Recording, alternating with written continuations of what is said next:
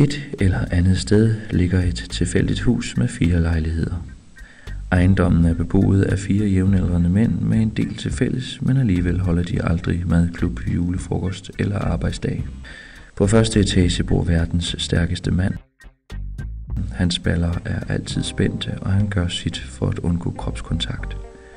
Til morgenmad spiser han sovs med ske, så løber han op og ned ad trapperne i ejendommen en 800-900 gange. Han tror meget på betydningen af at få blodcirkulationen i gang først på dagen. Bagefter pudser han sine pokaler. Det er tidskrævende, for de skal pudses ordentligt. Om aftenen strækker han ud. Han kan godt lide, når det gør ondt.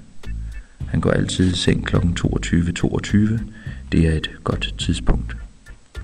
På anden etage bor en død mand. Ikke bare død som i en dødlignende tilstand. Det såkaldte skindød. Han er virkelig stenhamrende død. Han starter dagen med at tage tilløb og hamrer frontalt ind i badeværelsesdøren for at sikre sig, at alt er, som det plejer. Hele dagen glæder han sig til det bliver aften. Så sidder han i sin mosgrønne lænestol og hører sin yndlingsplade Kind of Blue med Miles Davis. Der sidder han til langt ud på natten, før han slæber sig i seng. På 3. etage bor ham, som kun går baglæns.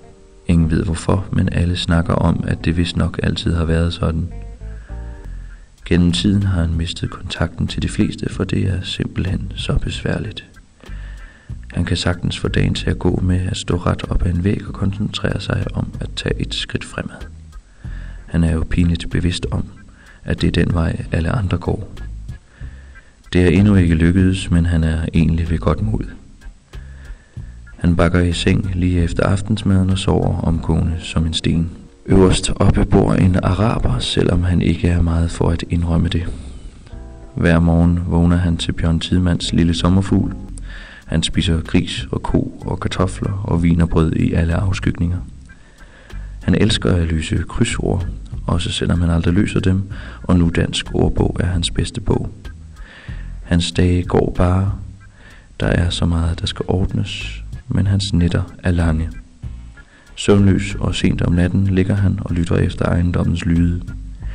En sjælden gang imellem spekulerer han på, om de andre beboere må også er vågne.